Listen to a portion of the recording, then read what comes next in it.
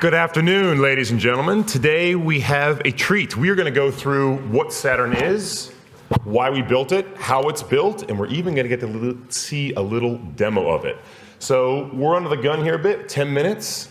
Let's rock and roll. So my name is Ansgar Grunseid. I lead Saturn, and let's get into kind of what is Saturn and why it exists.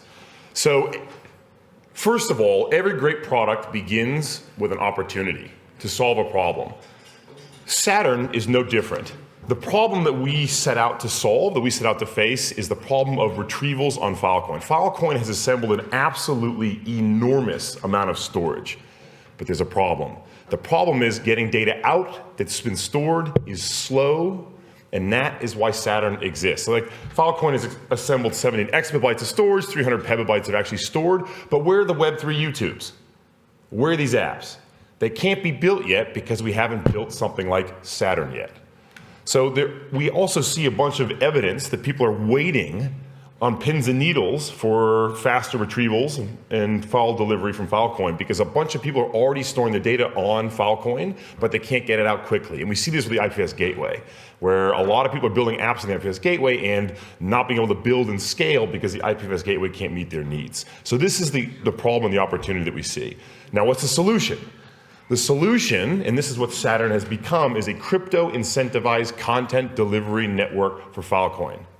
And now, what we're going to do, and the principles we lean into to assemble and engender this content delivery network, is crypto economics and crypto incentives. We've seen how rapidly Filecoin has been able to assemble this massive amount of storage space in a short period of time with crypto economics and crypto incentives. When storage providers are incented to run Lotus and join the network and mine Filecoin, we've seen 17 exabytes be assembled. And we want to lean into those same principles, but for content delivery. And we aim to scale to millions of nodes globally, and we want to build a marketplace where people can pay for bandwidth and content delivery rather than kind of centrally organize and manage a content delivery network like Web2 CDNs. So what are Saturn's goals?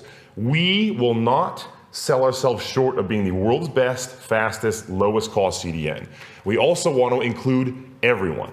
We don't just want to have people be able to contribute big servers and data centers. We want to, as we'll hear from Miro shortly, we want to be able to grow Saturn's network to include people who have desktop machines, laptop machines, browsers, phones, and everything in between. And we want to advance Web3. We want to take all those applications that are storing their data on Filecoin and will store their data on Filecoin and let them build YouTube. And finally, what we want to do is we want to democratize content delivery earnings. So content delivery networks like Cloudflare, AWS right now, all the money around the world from all the websites on the internet that pay for content delivery wind up in their pockets. We want to take that money and break it up and pay everyone who contributes to the network so everyone can get paid. Now, how are we going to do this? We'll run through a quick diagram of how Saturn works in a second, but there's really some fundamental building blocks here. The first piece is retrieval clients.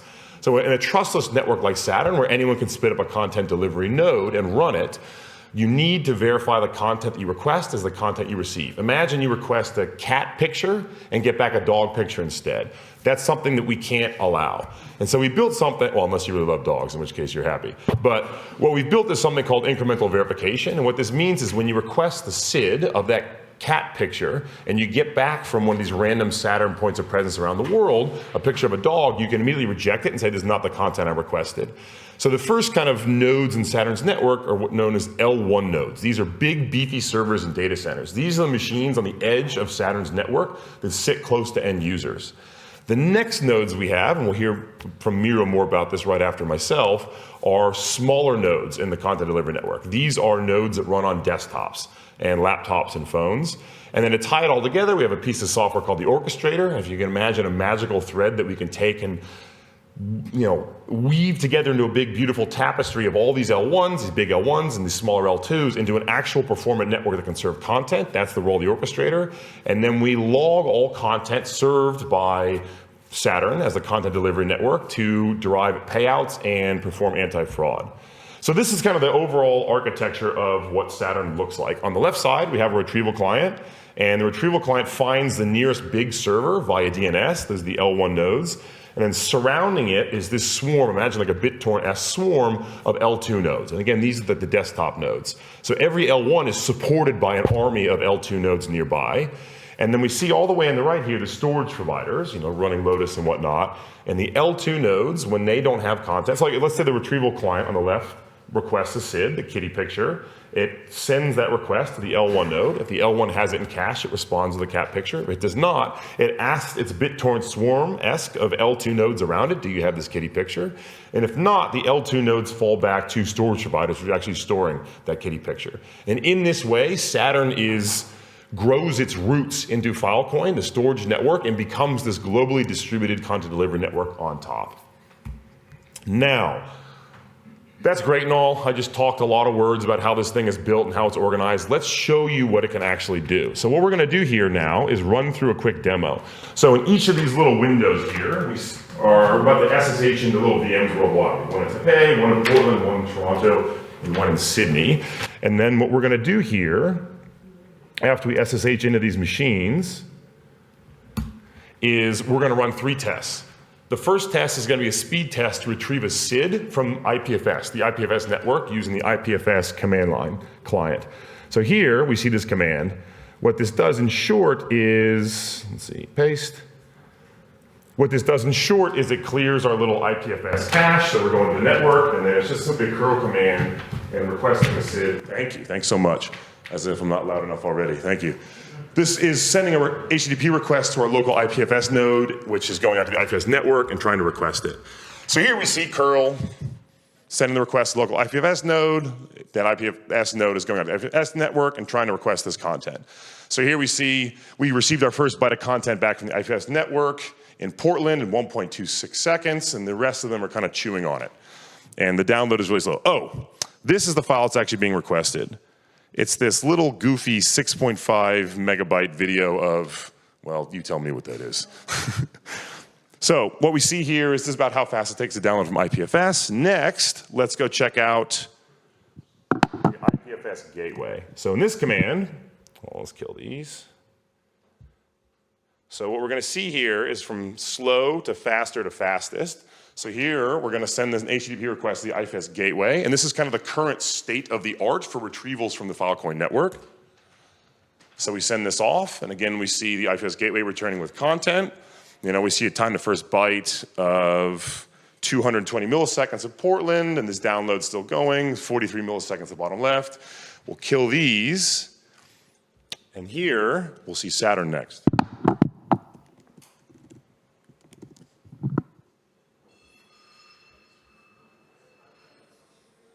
So here we see the same command. We're curling. Instead of IPFS.io, we're talking to Saturn's network. And so here, when we smash enter, we see every one of these requests returned really, really fast, especially compared to the IPFS gateway. This is orders of magnitude faster than any retrievals have been possible before in the Filecoin network. So what we see here is 55 milliseconds, 22 milliseconds, 20 milliseconds, 47 milliseconds. This is the fastest that content has ever been able to be retrieved from the Filecoin network. Period. Now, thank you. Yeah, now. So now let's move on and let's see how you can participate. So we actually launched 4 days ago at this very stage, and that means you, anyone out here, anyone you know, can now run a Saturn node and participate. So you can rent a server, these are the requirements for the server, and run Saturn software and earn between $0 and $3,000 a month, depending on how much content you contribute to Saturn. To get started, check out our sexy website there, saturn.network. I promise it'll be the most important website you visit in the year 2022. And then what does running a node actually look like? So, you guys know Lotus and what it means to run a Filecoin node. What does it mean to run a Saturn node? Well, the only thing you really need is you need a Filecoin wallet and a Linux machine, and a Linux server and a desktop. And once you SSH in, you can set up the machine, you can everything inside of Saturn's L1 runs in a Docker container. You can use Ansible to install it or whatnot. And then what does it look like when you actually run one of these things? Well, your node comes online, and this is the giant kind of table of all the nodes we have running right now. This is a live set of all the nodes, and this has grown 4x in 3 days, and we're off to a roaring start. And then you'll also see a dashboard here of what your node's doing. So you can see your earnings, the number of retrievals, the amount of bandwidth served. And with that, let's wrap up for what Saturn is. Here's our roadmap. So you'll hear from Miro again in a second on L2s and kind of the desktops. and adding L2s to the network, that's coming. What we just launched a few days ago is just the L1s, just the big servers. And kind of Q2 2023, we want to scale the L1 network to achieve hundreds of nodes worldwide. We're probably at 150 now. We want to get to 300, 400, 500 and on. And again, we'll hear from Miro. We want to start the L1 nodes to start cache missing to that BitTorrent-esque swarm of L2s around it. And then later in 2023, this is the big one. We want to connect to all of the Lotus software running on SPs and connect Saturn end to end and dig those roots deep into the fertile ground of the storage providers. And with that, we have run through a quick run through of what Saturn is, why we built it, how it works architecturally, and we've seen it actually work in action. So with that, I'd love to open it up to any questions you guys may have. Thank you.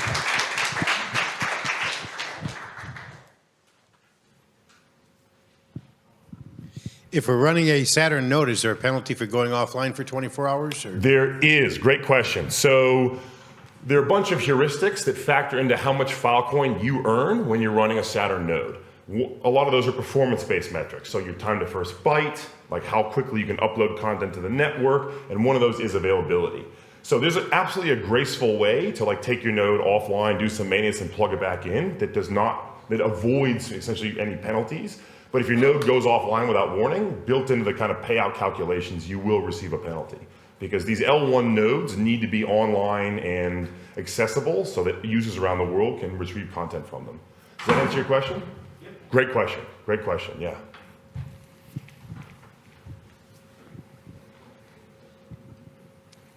What is the source of the Filecoin that's used for paying out incentives?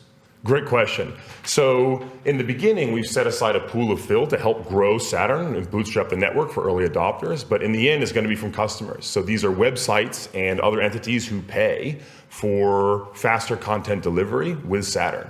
So you can imagine kind of this virtuous cycle where in comes money from websites for delivering movies, NFTs, images, JavaScript, CSS, and accelerating that. And that big pool of funds then gets divvied up proportionally to the L1s and L2s of the network who are contributing the bandwidth to deliver that content. So imagine classic kind of market supply and demand. Great question. Does that answer your question? Yeah, great question. Any other questions? Are we ready to go hear about L2s? Okay, with that, I would love to have Miro come on up and talk about L2s and the other piece of the network. Thanks, guys.